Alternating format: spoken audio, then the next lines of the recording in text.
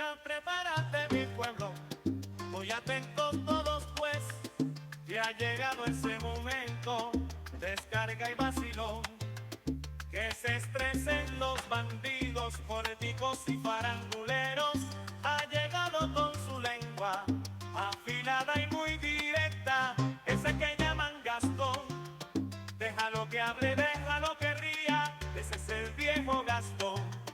Déjalo que hable, déjalo que ría, ese es el viejo Gastón. Déjalo que hable, déjalo que ría, ese es el viejo Gastón. El viejo Gastón. Coño, empezamos con este audífono ahí que siempre se me cae. Parece que no tengo agarre en la oreja. Muy buenos días, mi pueblo. Muy buenos días de domingo. Estaba casualmente leyendo por allí un artículo que ha causado furor en la comunidad de historiadores y científicos en el mundo entero. Y lo estaba leyendo y me estaba preguntando si los estoy cansando un poquito y me iba a tomar un receso como de una semana para que descansen del viejo Gastón. Todavía lo estoy considerando. Pero fue tan impactante para mí este artículo que no tuve más remedio sino que compartir mis ideas al respecto. Estoy hablando de que se ha completado un estudio de ADN de los restos de Cristóbal Colón, porque siempre ha habido una disputa de cuál ha sido el origen de nuestro ilustre almirante. Y generalmente, bueno, yo cuando estaba en la escuela, imagínense ustedes, cuando yo estaba en la escuela los libros eran en blanco y negro, como la televisión. Se decía que era un explorador genovés, italiano, Cristóforo Columbus.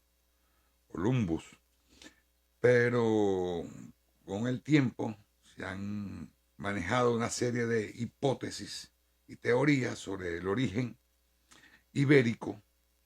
Y digo ibérico porque es distinto a decir hispánico, porque al hablar de ibérico incluiríamos lo que es España y Portugal.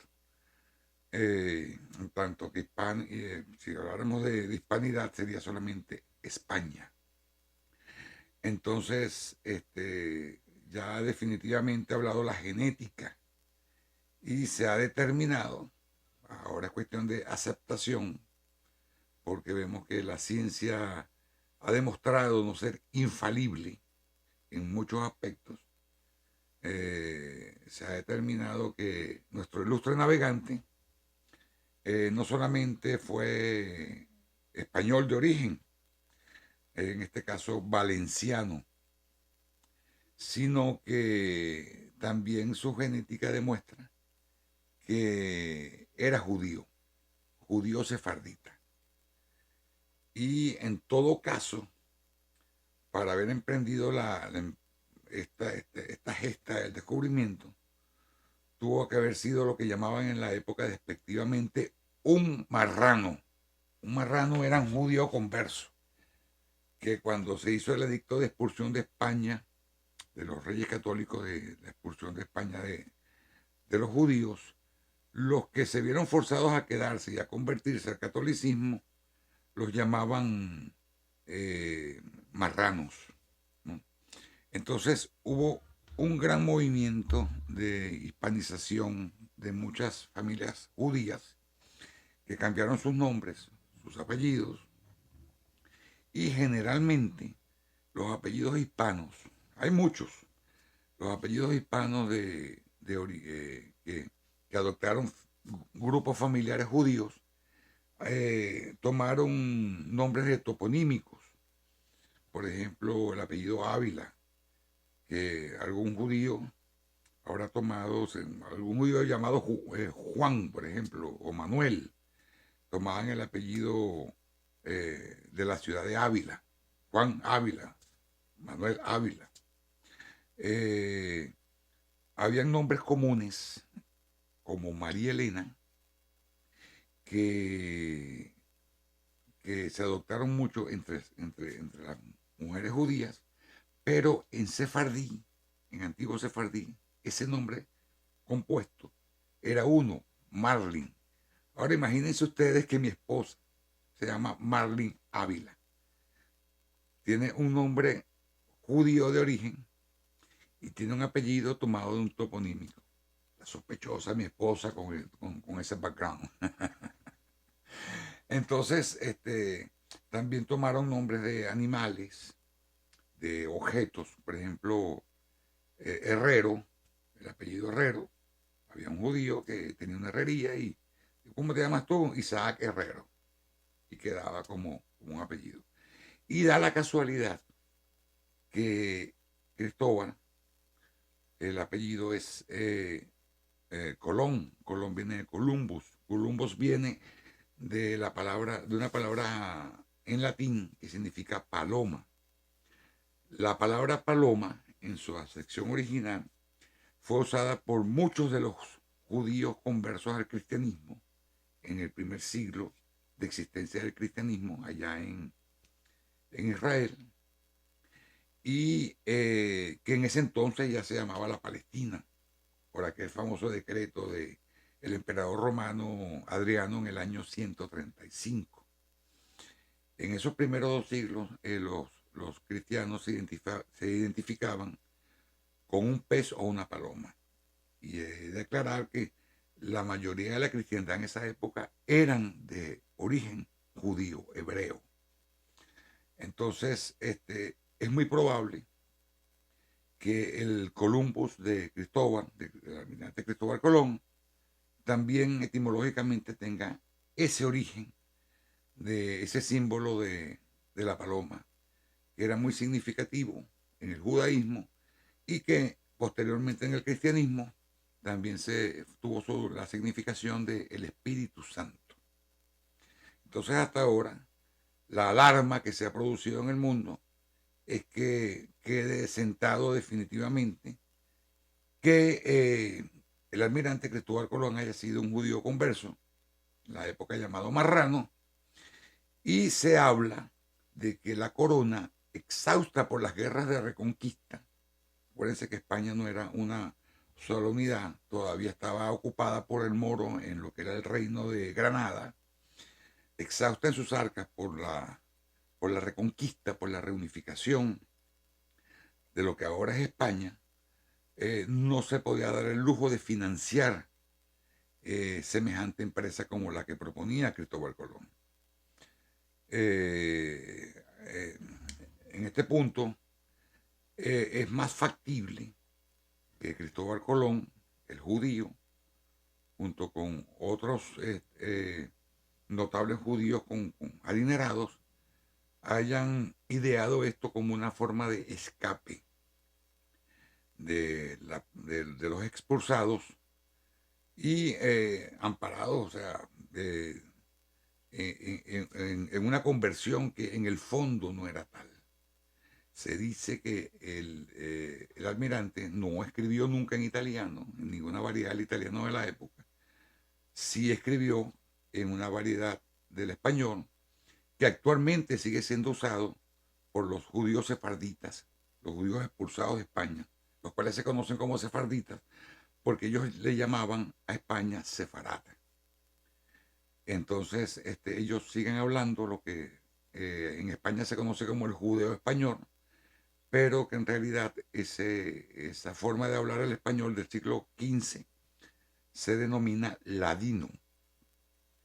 Entonces, bien, entre una cosa y la otra, porque hay muchas coincidencias, Cristóbal inicia su viaje alrededor de la misma época, el mismo año de la expulsión de los judíos de España.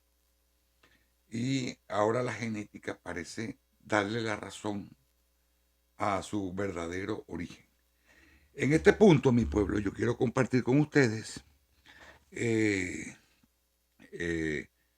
yo me hice un ADN hace tiempo y de cuando en cuando lo reviso.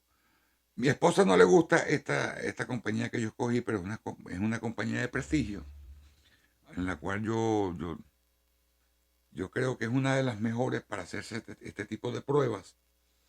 Y ella no confía en esto porque de cuando en cuando hay una revisión basado en un universo más grande de personas, de base de datos, y ella dice que a ella le parece que las variaciones son muy violentas.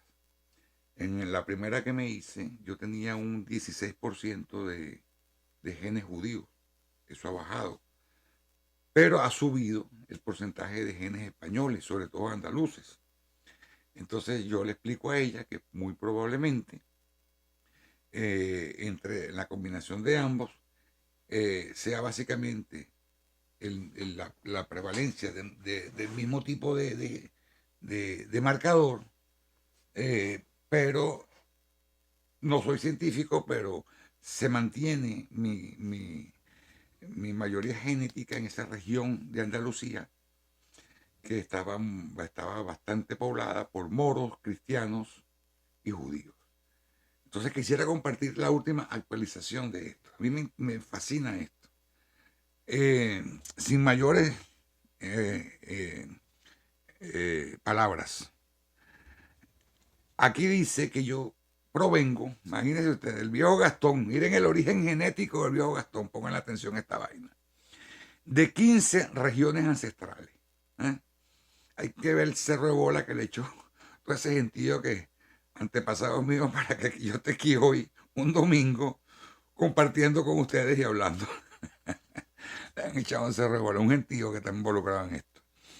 Dice que tengo un 40% de genes españoles. 40%.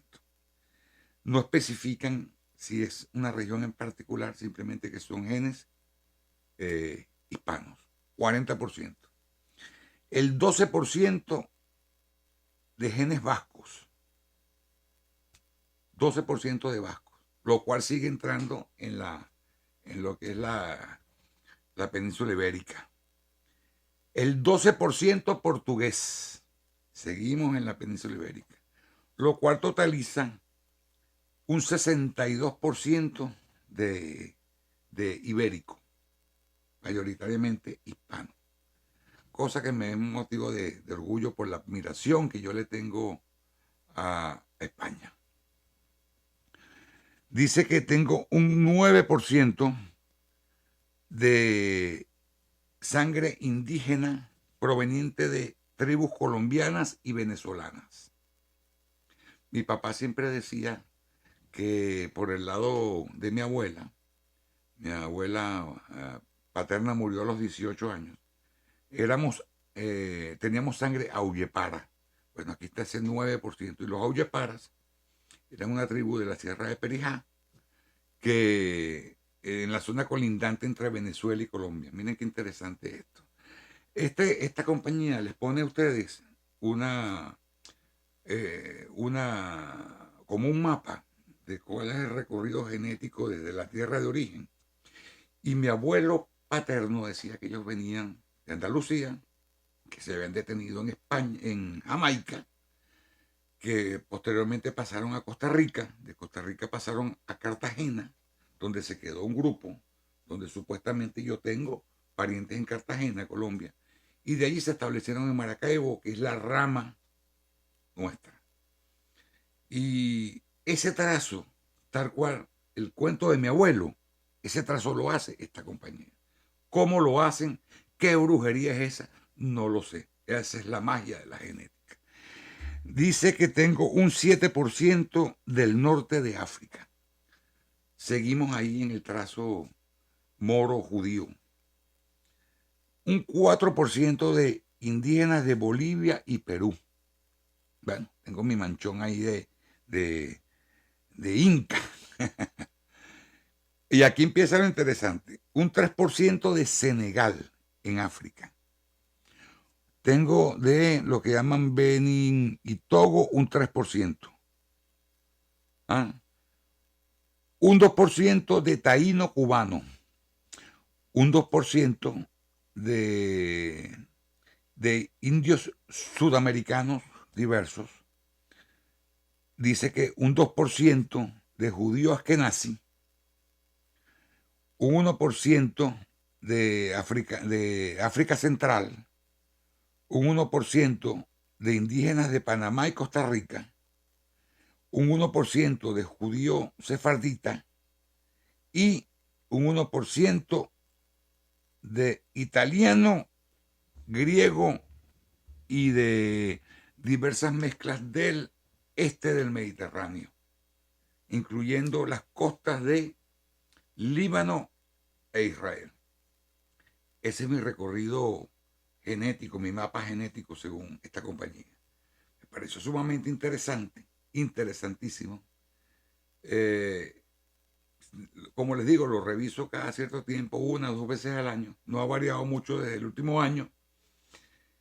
Y en definitiva, lo que quiero dejar con este mensaje es que no hay razas, si vamos a hablar de razas humanas, yo creo que el término de raza en la humanidad no es exacto. No hay razas puras, no hay pueblos puros, y sobre todo en América somos una maravillosa mezcla, producto de ese épico descubrimiento encabezado por el ahora judío Cristóbal Colón.